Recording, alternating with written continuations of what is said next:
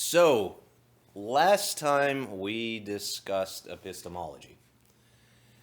And the definition that we came up with for knowledge was awareness of something. And we listed these particular qualities of what knowledge is. And I think one of the more interesting ones out of there is that all thoughts and concepts are true. And with that in mind, we kind of explored, well, where does error come from? Because obviously a lot of people run into error when they think or when they spell out what they believe. And we ultimately concluded it's in belief, and that belief is not something that is directly and entirely in the intellect, but rather belief also involves the will. It also involves the will. We also discussed judgment, which is applying the concept of truth to a particular set of concepts or to one concept. We also explored the idea how we don't necessarily have a good idea of what the truth is, but we somehow use it in our judgments. But we concluded particularly with that statement that God seems to be hidden in every last thought. God seems to be hidden in every last thought. Because of our definition of God, God means he who is, that which is. He means objectivity, he means reality, and we can go back to the old lecture or we can discuss that further. And I think we'll discuss it later when we talk about the ontological argument. But this idea of God is hidden in every last thought somehow, some way, and yet he's still entirely mysterious. The concept of God is something you really can't wrap your mind around, even though you use him literally for every last thought. So that left us with a perplexing question. But I think a more interesting question, maybe even than that, is where do we get this idea, if it is an idea even, in the first place? And what I am going to talk about today is divine illumination. Now this is a picture of St. Augustine, St. Augustine of Hippo. He's a African archbishop, very famous in the church, probably one of the most famous philosophers in the Catholic Church, and probably the most famous philosopher in that time up until St. Thomas Aquinas in the 1200s. St. Augustine proposes a very strong theory of divine illumination, but like a lot of the early philosophers at the time, he's not always entirely scholastic. He doesn't always lay out with precise logic what exactly his position is. But he's one of the people that starts the divine illumination theory. So we have Augustine over there. But even before Augustine, it's worth noting that divine illumination probably is not a view that been started with Augustine. One of the earliest clear and concise statements of divine illumination that I know of comes from Plato's Republic. And before we go on, divine illumination, as we said, we're talking about this idea of God. Divine illumination basically says, for all human reasoning, you have to use God. God has to illumine the intellect to a conclusion of God. It's literally that God himself is the basis of all thought. He is present to every last judgment and thought. And that without that idea of God, or without that judgment of God, whatever that might be, and we'll conclude what that thing exactly is, without it, you would be lost. You would not even have a single thought. I attempt to kind of show this a little bit logically, how this is the case. But the first one to really come up with it, not on this list right here, before St. Augustine, is Plato. Plato gives us an analogy for all understanding. And it comes out of the cave, right? So you have the idea of the cave where people see shadows and they judge reality by these shadows, lesser reality, and not understanding the real reality that these shadows represent. Outside is the sun, and the sun illumines the world and makes clear to the eyes what is around in the world. So Plato creates this analogy of the sun, or the simile of the sun. And he says, words to this effect, the sun makes visible reality through its own likeness. It produces light that is from its own likeness that enables us to understand or to see, to visibly see all things. like the Son, or the good as he calls it, the form of the good, being itself, or that which is beyond being sometimes, that produces in us a ability to understand all things. God, or the good, produces, as he says, in his own likeness, a son. And this son, this light, this analogical sun, predicts the understanding and makes all things that could be intelligible, potentially intelligible, actually intelligible. So this is probably the first example that I know of divine illumination theory. Now, Augustine picks on this quite clearly. He makes references to the existing theology in the Catholic Church of the time of the Logos, the Son of God, being the light of all understanding, the light that illumines all men. This is the prevailing church up through St. Bonaventure.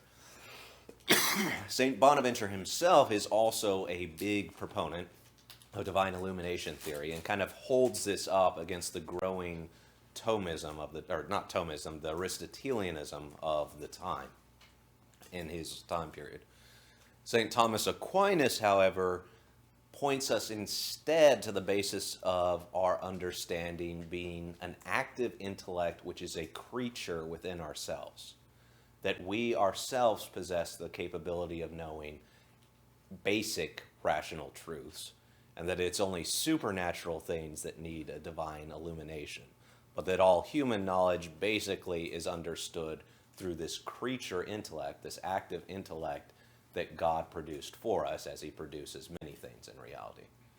So this is one of the clear breaks right here with the previous understandings of epistemology, that is, how we know things.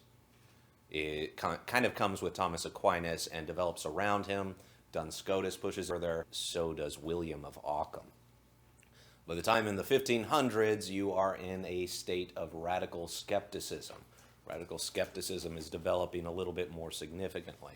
Now, I'm not here to tell you that this is the reason why it is. That's a separate question altogether. There could be a lot of historical reasons for it, and potentially even Thomas Aquinas is trying to address an issue of skepticism by creating this creature intellect, or referring the active intellect to a creature. As a side note, Bonaventure has a creature intellect as well, but he relies on God himself as the basis of illumination of the mind. And finally, in this historical context, we have Blessed Antonio Rosmini. Context: this man was condemned by Pope Leo XIII in his life, and then afterwards, after he died, when he defended himself and was rehabilitated. It was not until JP2 when he was rehabilitated and Pope Benedict made him blessed, or he pushed forward with his being made blessed. Antonio Rosmini does a lot, I would argue, to resuscitate divine illumination theory. He does a lot to resuscitate the divine illumination theory. One of the famous quotes of St. Bonaventure is that this is the opinion of doctors of the church. This is the opinion of all the doctors. Divine illumination through Christ. The citation right there is from the collations on the 6 days, the Hexameron. I'm completely butchering the pronunciation there. But he seems to think, when you're getting to his time period in the 1200s, the mid-1200s, mid to late 1200s, he thinks that this is the opinion of all the doctors of the church. And there's a lot of philosophical opinion outside the Catholic Church even that also holds to basically a divine illumination theory for epistemology. So somebody like Bonaventure is probably going to be a bit distressed seeing this theory go to the side. Some people contemporaneous in his time are going so far as to call this theory actually a doctrine of the Catholic Church and are criticizing those who would criticize this theory. I'm not making that claim. This is just a philosophical statement, but within the context of history, you got to get an idea where these debates can come from and how prevalent this theory was prior to, say, the 1300s. So again, back to the thing that's hidden in plain thought, God. So remember, it is raining. That universal statement of is. It's not limited to a particular place and time. That it's raining might be limited to a particular place and time, but that it's raining in that particular place and time is not limited. It's a universal claim. It's claiming that that's absolutely true for all places and all time, that it was raining at that place and that time. Likewise, any universal claim is taking the idea of the infinite, like all true claims are universal claims, and putting it into a particular thing. Finally, you have the idea of objectivity, which is not limited to some particular subject, space, or time. All these things are very well connected, and the idea of the infinite, the idea of the I am, being itself, or truth itself, is contained in all of these statements and in all of these ideas. So the question is, where exactly do we get such a thing? Particularly if we're going to be saying that our intellect is a subjective thing, if it's something that's found in our subject, that the sufficient understanding of how we come to know things is found in us alone, how do we explain ideas in judgment that involve things like the infinite? So part one, let's look at the senses. And these are several arguments. What I'm going to go about with three different arguments here. Each one is going to be a problem that's posited when we don't have something like divine illumination to answer the question of how do we think with ideas such as this. And considering that all ideas contain a universality to them, they make some objective claim interiorly. Even the subjective claim, for instance, that I like apple pie, for instance, is a universal claim for all time and places that I particularly like that thing. It is objective in that way, even if it refers to the subject. So how do we get that? How do we make such a radical, far-reaching claim with our own capabilities? And here are some problems that arises. Let's say that that arises in the senses, right? So let's suppose it arises in the senses. Well, we run into this problem because for any effect, the sufficient cause must be greater or equal to the effect. To sum that up, it just means something that causes something else has to have as much of the thing that's affected as the thing causing it. You have to have as much being or reality in that thing as the thing caused. In other words, something does not come from nothing. And here I'm talking about sufficient cause. So for example, a counterexample to this would not be something like a man giving birth to some great king or something like that. Because the man himself is not the sufficient cause of either that person becoming king or even having the child themselves. It's a partial cause. It's a efficient cause maybe, or approximate cause, but it's not the competitive reasonings why that person exists as they do. So I'm talking about sufficient cause here.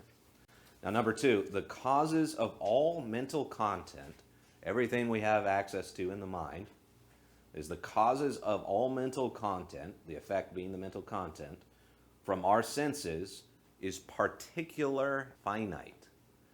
Any observation you have through the senses is particular and it is finite.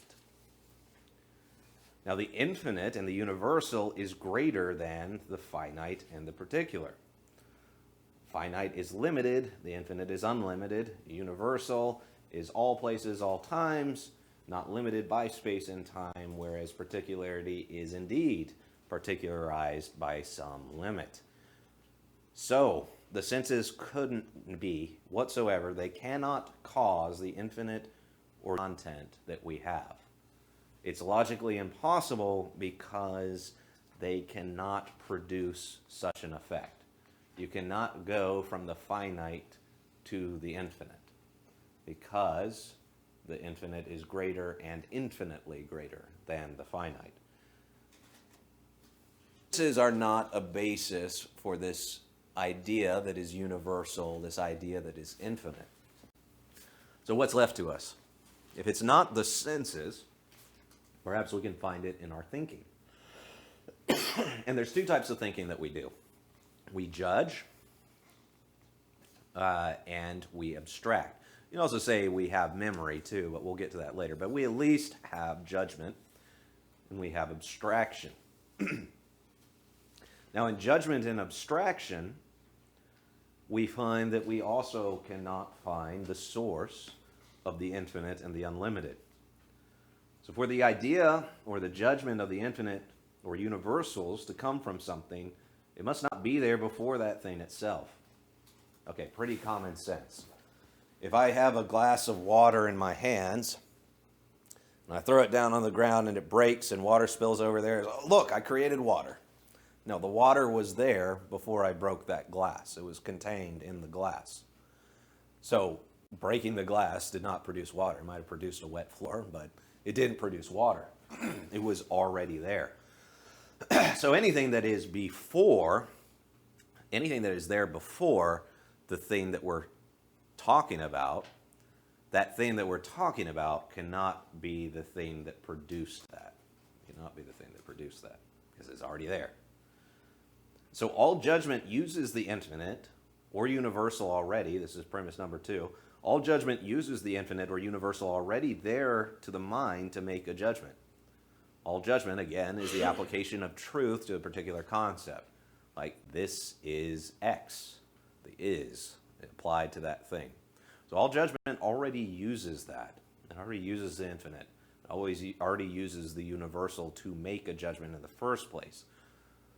So judgment cannot be the source of the infinite. Likewise, abstraction, and this should be pretty clear, abstraction recognizes the infinite or universal, the commonality, you might say, already available in the perception or to the faculty of the mind in order to abstract it. It's like the cup with the water.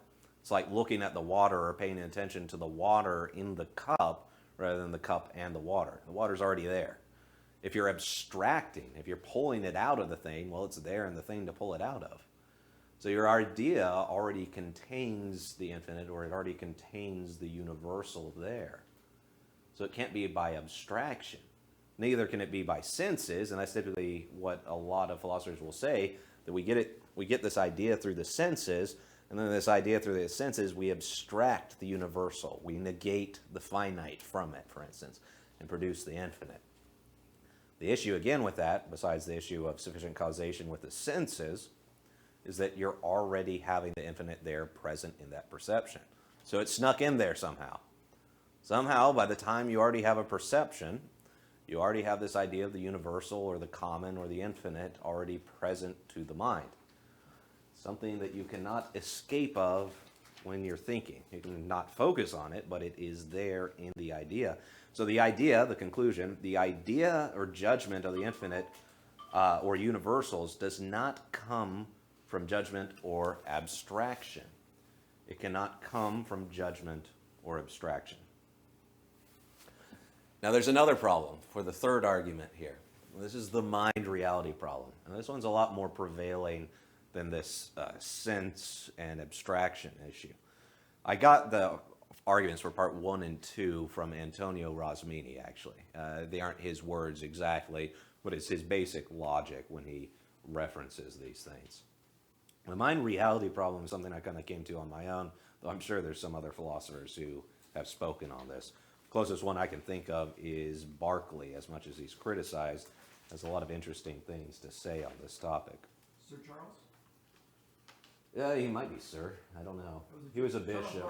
He was an Anglican bishop. Okay.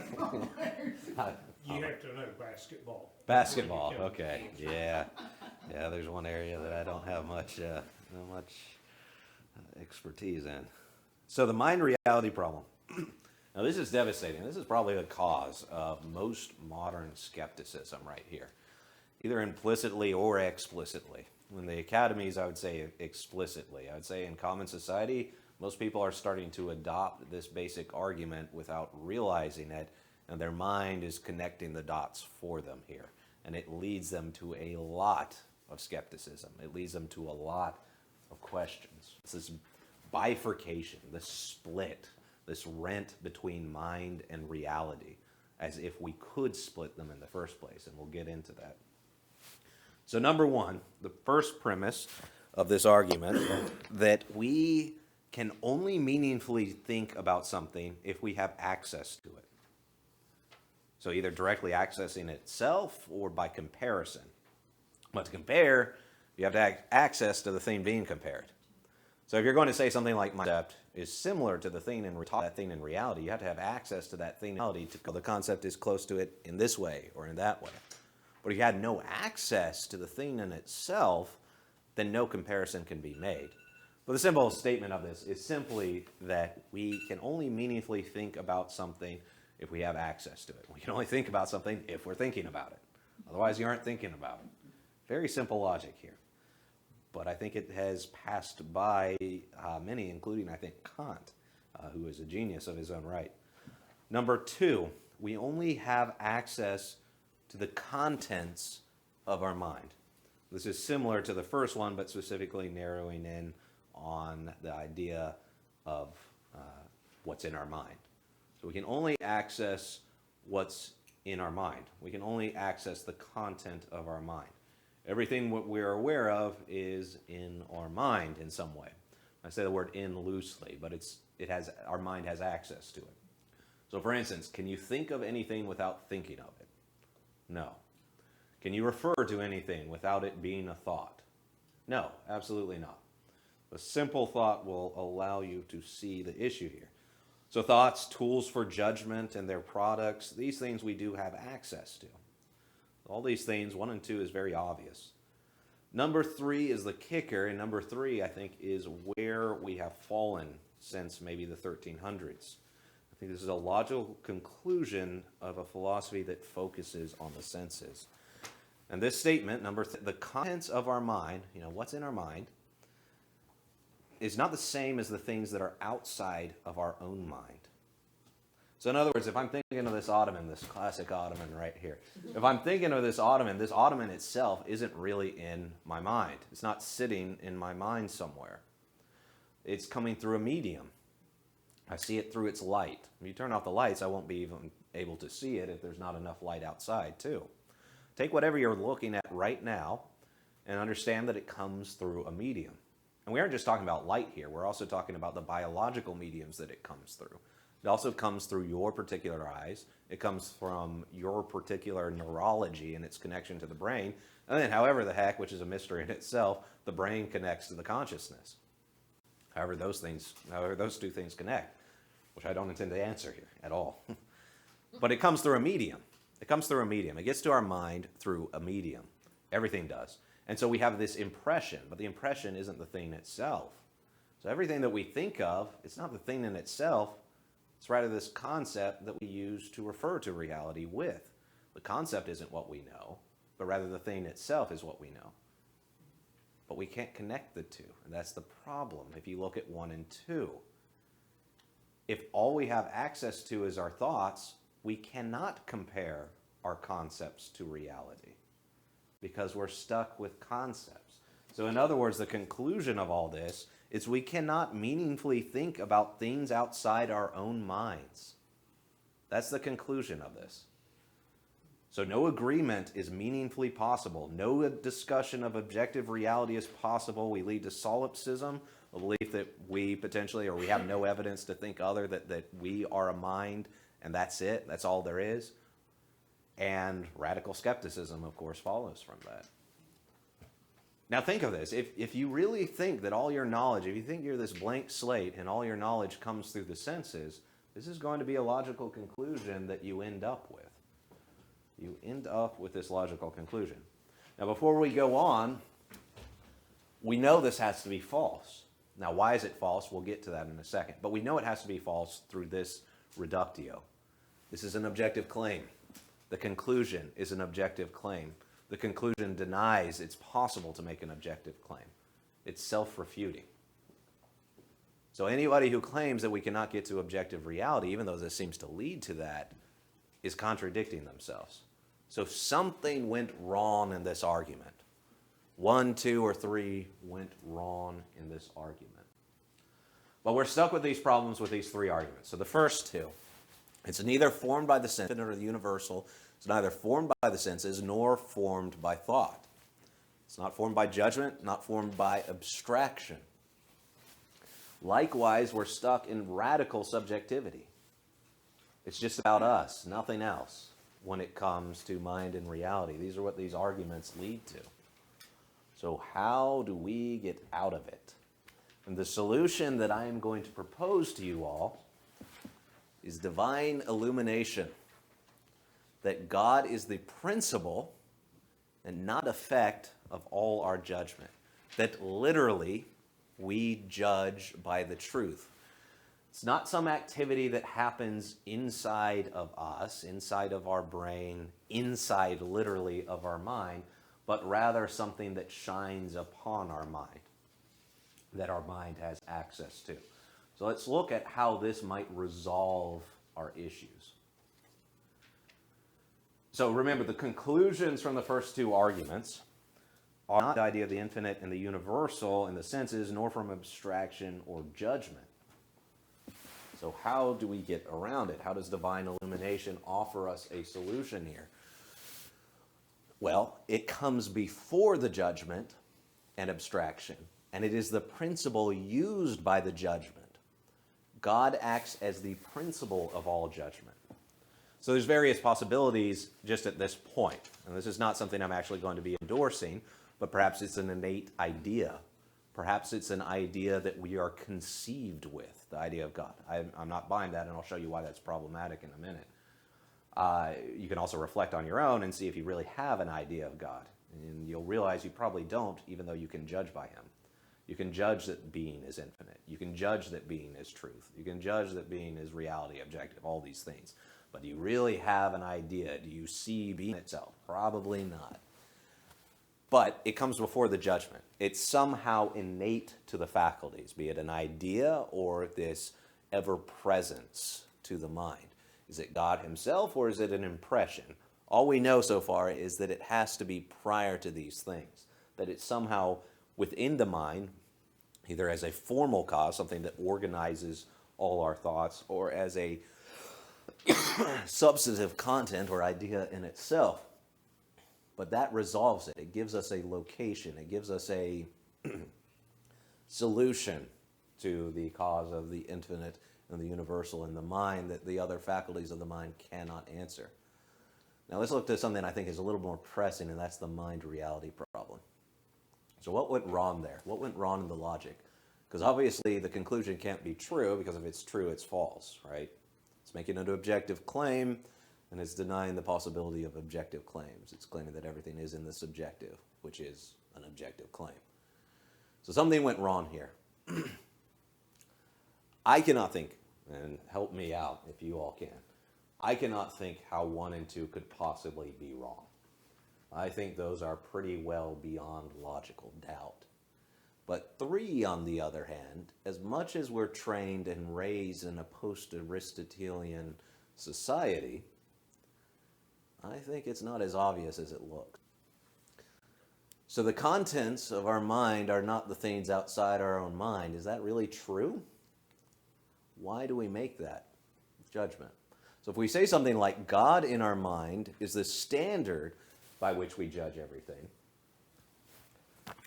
and not an idea in itself, but really God himself is the one who does this, then we have a few things that happen. The first one is God is by his meaning objective and not subjective. Remember the arguments for that. What does objectivity mean? It means universal. It means applicable to all places and time, not limited. So if we have access to God, it means we have access to the objective. It also means we judge by reality itself if we judge by God. Because God means that which is, the I am who am, right? The tetragrammaton, being itself.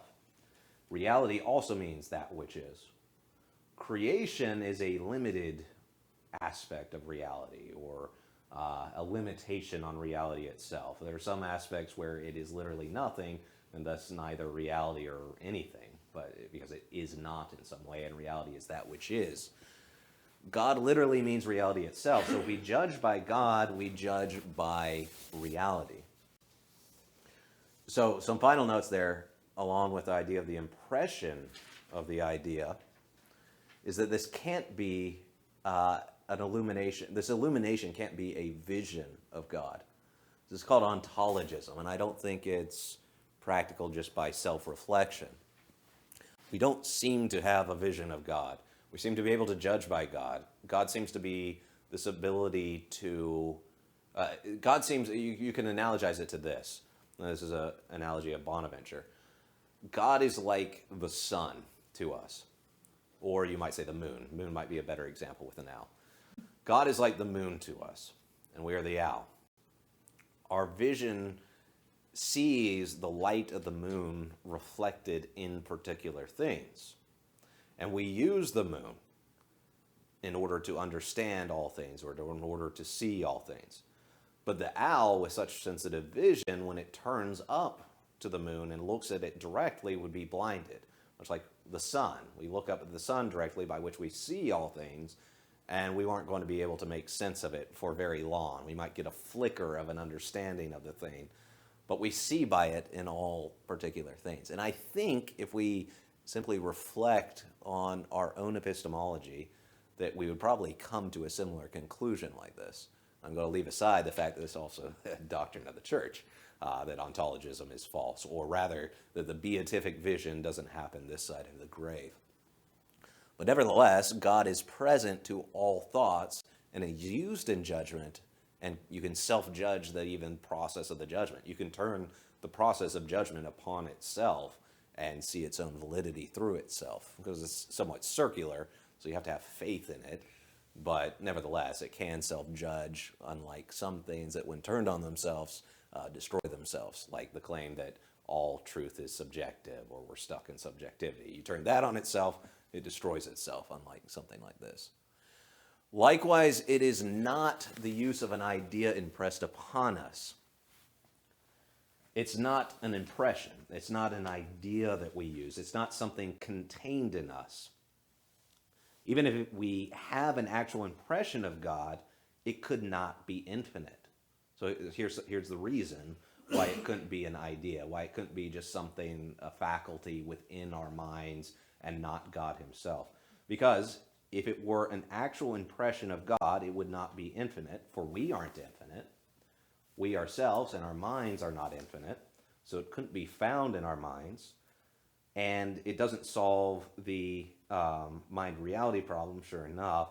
But the other issue is, by a finite thing, it itself is going to be finite. And we're talking, again, the issue at hand is how we get to this idea, or how we use the infinite, the eternal, the universal objectivity, which we do use. And we can see, again, by self-contradiction, we have to be using objectivity. So because the impression is finite, and because we are finite, it has to be God himself. It has to be the infinite. And no other solution, I think, is feasible. So that is the theory of divine illumination. And it was a theory that prevailed in Western society, I would say, up until the 1300s.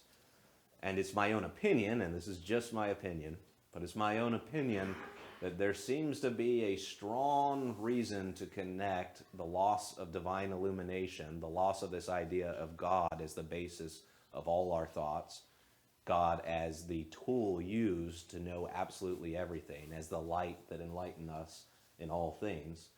This failure to attribute Christ as the light that enlightens the world, that enlightens all men, not just those who are believers, but all men. It's easy to see how that could lead to the mind reality problem and lead you to perplexing questions of how we get to this concept, or how we get to this use of judgment of the infinite. So that's all I have to say for that.